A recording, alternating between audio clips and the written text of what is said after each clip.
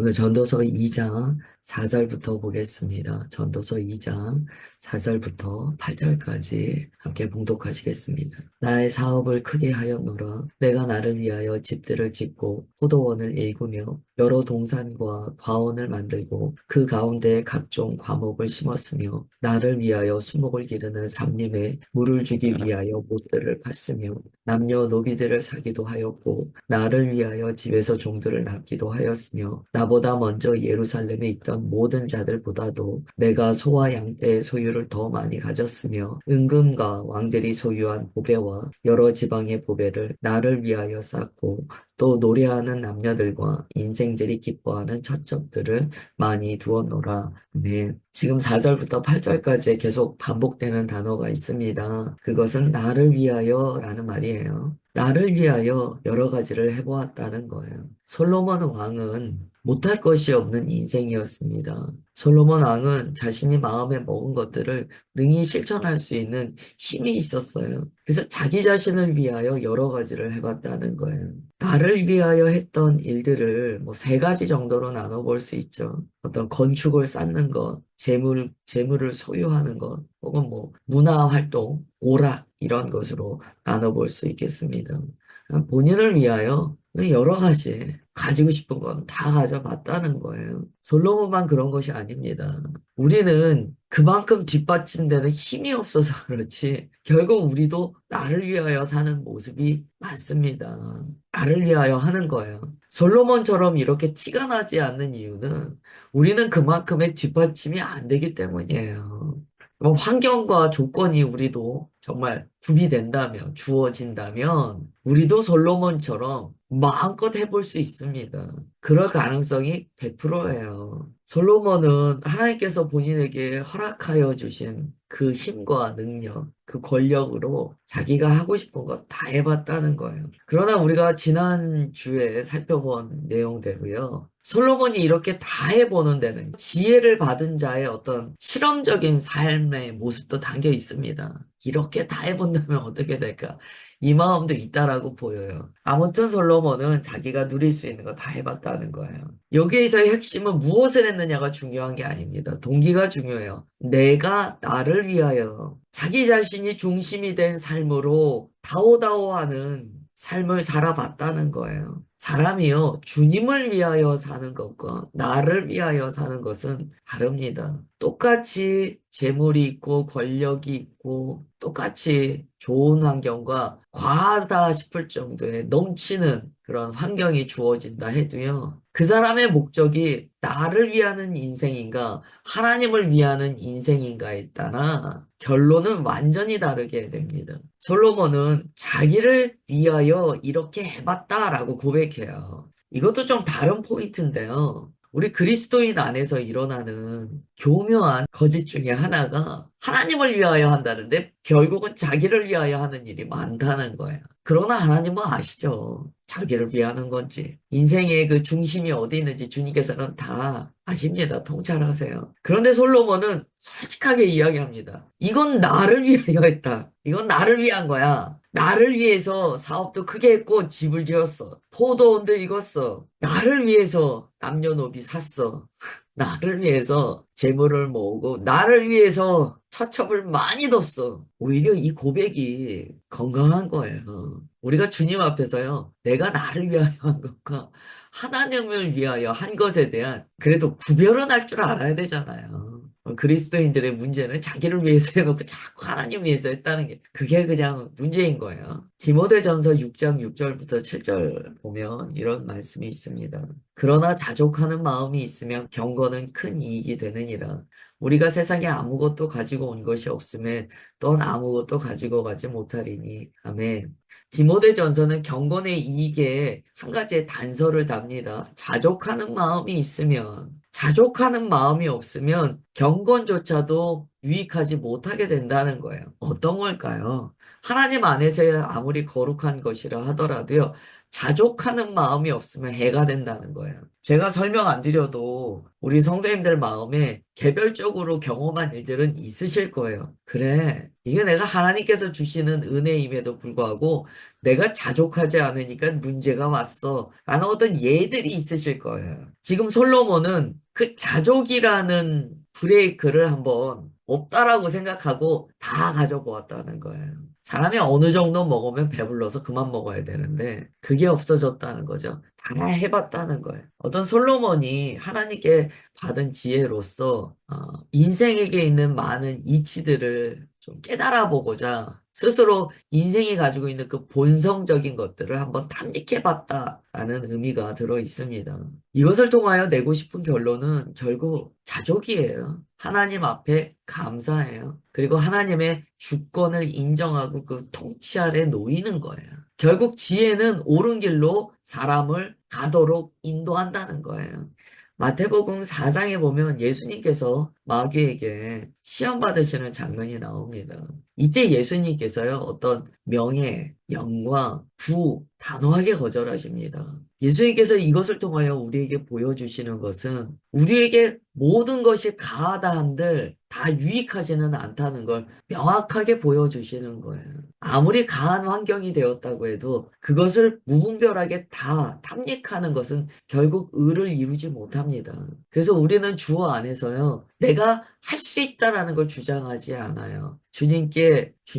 주님께서 말씀하시는 그만큼만 제가 순종하겠습니다. 라는 마음이 있어야 합니다. 고린도후서 8장 9절에 보면 이렇게 말씀하세요. 우리 주 예수 그리스도의 은혜를 너희가 알거니와 부요하신 이로써 너희를 위하여 가난하게 되심은 그의 가난함으로 말미암아 너희를 부요하게 하려 하심이라. 아멘. 예수님께서 이 땅에 인자로 오셨을 때 주님은 굉장한 역설을 가지고 계셨습니다. 죽어야 사는 거예요. 주께서 가난해지셔야 우리를 부유하게 하실 수 있다는 거예요. 이 역설의 관점으로 우리는 우리 자신의 인생을 좀 볼 수 있어야 합니다. 우리도 그리스도인에게 주시는 복음의 역설을 아멘으로 받는 마음이 있어야 돼요. 아, 나는 이 정도 할 수 있어. 나는 이 정도니까 나는 뭐 내가 이룬 것에 대해서 이만큼의 권한을 가지고 있어. 맞아요. 우리는 그만큼의 권한을 가지고 있습니다. 그러나 주 안에서 역설적인 복음의 능력을 우리가 경험해야 돼요. 그 능력은요, 예수 그리스도 십자가의 능력입니다.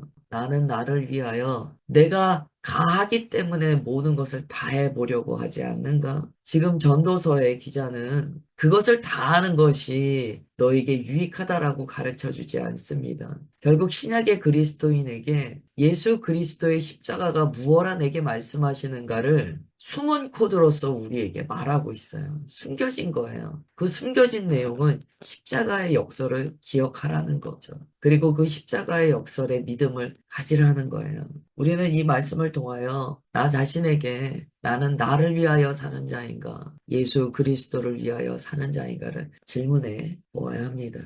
그 다음에 9절부터 11절까지 보겠습니다.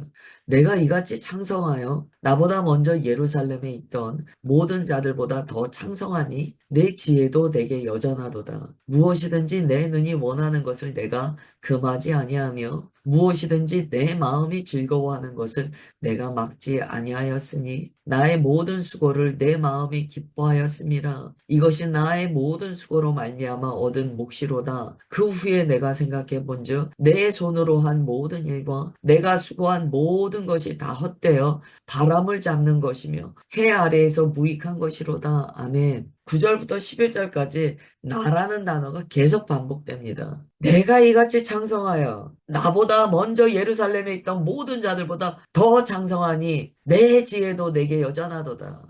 여러분, 내 지혜 아니에요. 솔로몬의 지혜는 주님께로부터 받은 지혜였습니다. 그러나 솔로몬은 그 앞에 이야기한 것처럼 나를 강조하는 일들을 해봤어요. 내 지혜. 그래서 10절에 무엇이든지 내 눈이 원하는 것을 내가 금하지 아니하며, 이건 정말 우리가 밑줄 쳐야 돼요. 무엇이든지 내 눈에 원하는 것을 금하지 않는 것이 죄입니다. 무엇이든지 내 마음이 즐거워하는 것을 내가 막지 아니하였으니 이것이 바로 죄야. 내가 원하는 것을 다 하는 것. 여기에서 이 나는 우리가 어제 말씀에 살펴보았지만 옛자의 나입니다. 이스마엘의 나예요. 거듭나지 않은 마음의 나예요. 그것을 우리가 막지 않고 금하지 않고 하고 싶은 대로 다 하자라고 생각해 버린다면 그것은 철저히 육신의 삶입니다. 이것을 우리는 혼적인 삶이라고도 이야기합니다. 혼은요, 영과 연합되어서 영혼으로 주님 앞에 구원받아 나아가야 됩니다. 그런데 이 혼이라는 것은 육신과 결탁되었을 때 육의 일들을 옳다라고 주장하게 됩니다. 우리의 지정의 영역, 이 혼의 영역이 육신과 결탁되어 있는 인생을 우리는 세상이라고 말합니다.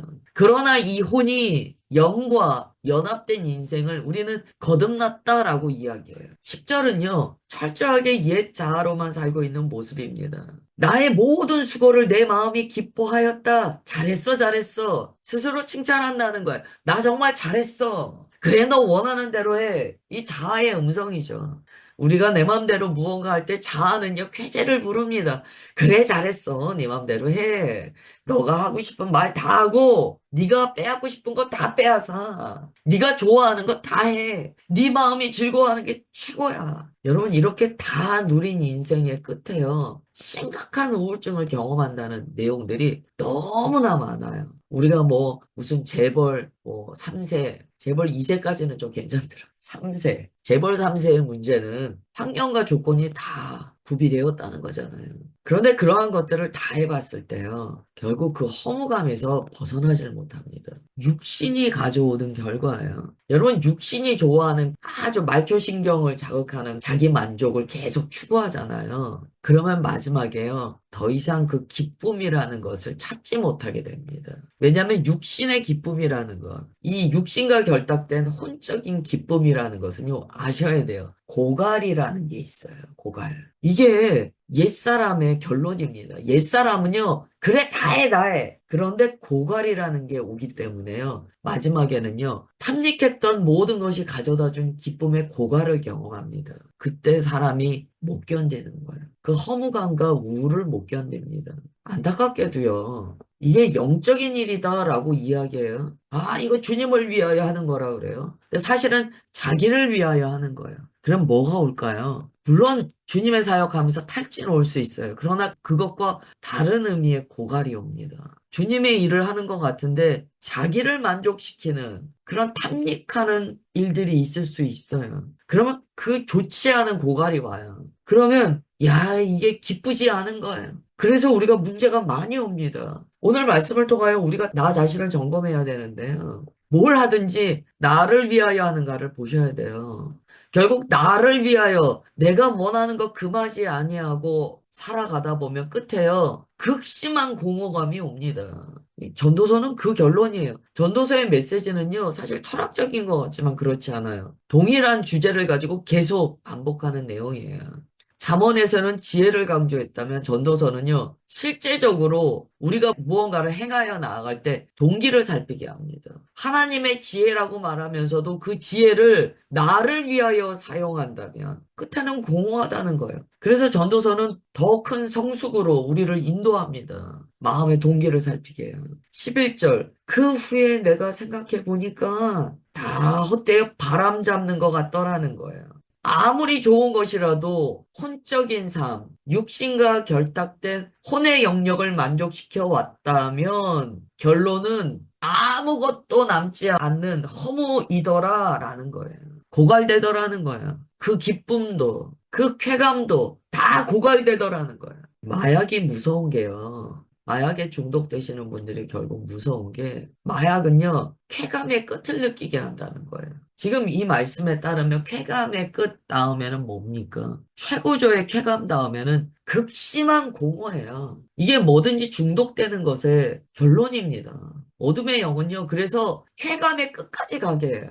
죄는요, 사람을요, 그 쾌감의 끝에 놓이게 합니다. 그래서 죄 지은 다음에는요, 사람이 그 공허함을 견디지 못해요. 허무해요. 그리스도인들이 이걸 분별해야 됩니다. 내가 무언가를 막 원하는데 그것과 함께 공허함이 자꾸 찾아온다. 정신 번쩍 드셔야 돼요. 하나님께서 주시는 기쁨은 공허나 허무와 같이 오지 않습니다. 이게 얼마나 중요한 분별인지 몰라요. 막 우리가 무언가 하다가 공허해. 그 일이 문제가 아니에요. 그 일의 동기와 중심을 살피셔야 돼요. 이거는 주님의 일이라고 눈에 보이는 어떤 사역을 이야기하는 게 아니에요. 우리의 삶도 마찬가지입니다. 내가 무언가를 추구하면서 나아갈 때요. 그 동기를 잘 살피셔야 돼요. 그 동기가 오로지 나의 만족에 있다면 허무는 예고되어 있습니다. 그 끝에 허무 경험하실 수밖에 없어요. 그래서 우리는 내가 무언가를 막 추구하고 너무 좋아하고 너무 바라고 그럴 때요. 내 마음에 언뜻 들어오는 허무가 있는지를 잘 보셔야 돼요. 허무가 들어온다? 멈추세요. 급하지 않아요. 멈춰야 돼요. 내 마음의 동기를 살피는 시간을 가지셔야 돼요. 그러지 않고 끝까지 가면 그 이후에는요, 마치 중독되어서 쾌감의 끝에까지 갔으나 더 이상의 기쁨을 누리지 못하는 그 완전히 깨어지는 허무 안에 우리가 놓이게 됩니다. 그 우울감에서 벗어나는 거 쉽지 않아요. 오늘 예배 드리시면서 정말 성령께서 우리에게 주시는 마음 잘 받으시고 우리의 마음을 주 안에서 다시 새롭게 구조하셔야 돼요. 기초부터 다시 다지셔야 돼요.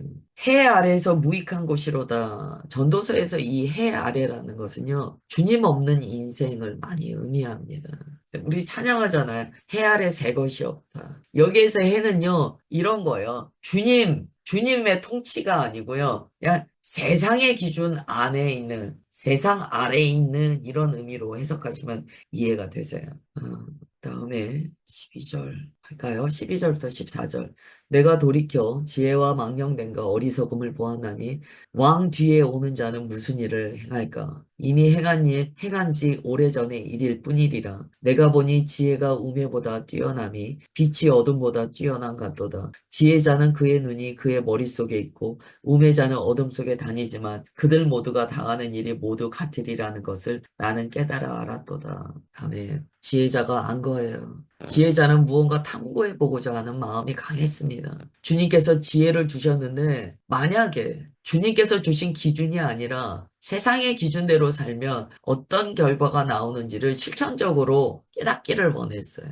어떤 주님 없는 인생의 실존을 본인이 명확히 알기를 원했어요. 여러분, 전도서가 얼마나 귀한 성경이냐면요. 여러분, 우리가 알코올 중독자의 마음을 알기 위해서 알코올 중독이 돼볼 필요는 없잖아요. 그들의 실존까지 우리가 들어가서 구해오는 건 아닙니다. 그런데 전도자는요, 조금 더 모험적인 지혜 탐구 방법을 취했어요. 정말 그들이 원하는 것을 내가 해보면 내가 그들의 마음을 알겠지 라는 생각이 있었던 거예요. 그러나 이것을 우리가 따라하는 건 아니에요. 따라해서는 안 됩니다. 이것조차 교만이 돼요. 그러나 지혜자는 무언가 이 성경을 쓰도록 하기 위한 하나님의 뜻이 있었다라고 보여요. 그러한 것들을 경험하게 하셨다는 거죠. 그래서 지혜자가 보았더니, 야, 이게 인생이라는 게 정말 사람이 사람의 능력으로 만들어 나갈 수 있는 게 아니라는 거예요.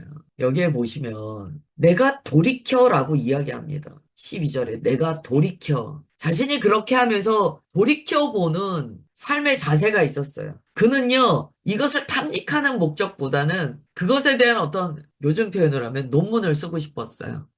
그래서 그런 과정 가운데 계속 돌이켜 봅니다. 돌이켜 보니까 새 것이 없더라는 거예요. 다 누가 했던 일, 아무리 자기가 새로운 것을 알았다고 한들 결국 누가 했던 일이에요. 이미 행했던 반복이 이루어진다는 거예요. 보니까 내가 보니 지혜가 우매보다 뛰어남이 빛이 어둠보다 뛰어난 같도다. 아, 지혜가 그래 우매한 것보다는 뛰어나. 그래 그게 더 나아. 그게 더 우리를 윤택하게 해. 그런데 문제는 거기에서 끝나지 않아요. 14절 보세요. 지혜자는 그의 눈이 그의 머릿속에 있고 우매자는 어둠 속에 다니지만 그들 모두가 당하는 일이 모두 같으리라는 것을 나는 깨달아 알았도다. 뭡니까?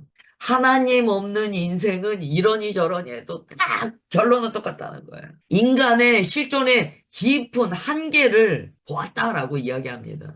오늘은 뭐 여기까지만 보는데요. 여러분, 이 전도서의 말씀이 너무 중요합니다. 동기가 주님으로부터 오지 않은 인생은요, 다 똑같아요. 마음의 중심이 주님 아닌 인생은요, 결론은 다 똑같아요. 종착지 똑같아요. 허무 다 똑같아요. 모두 다 같은 곳으로 가게 돼 있습니다. 비참하죠. 우리가 주님의 자녀라고 이야기하는데요. 오늘은 정말 우리 마음의 동기를 살피셔야 돼요. 나는 누구를 위하여 사는 인생인가? 내 인생의 기초는 어디에 있는가? 이거 살피셔야 돼요. 지혜자가 다 해봤더니 결론이 다 같더라는 거예요. 멸망이더라는 거예요. 기도하겠습니다. 하나님, 오늘 지혜자가 하는 이 이야기는 주님의 말씀이시며 또한 인생 가운데 주님의 뜻을 깨달은 자의 권면인 것을 깨닫습니다. 하나님, 우리가 모든 과오를 다 저질러 보고 후회하는 것이 아니고 말씀을 믿어 옳은 길 가게 하옵소서. 내가 죄를 지어보고 고통받는 것이 아니고 이전에 멈출 수 있는 말씀 앞에 아멘하는 순종을 주옵소서. 그것이 지혜라고 고백합니다. 주께서 베풀어 주신 주님의 마음이라고 고백합니다. 주의 자녀들 그렇게 보호하여 주시는 것 믿사오며 사랑하는 주 예수 그리스도의 이름으로 기도드리옵나이다. 아멘.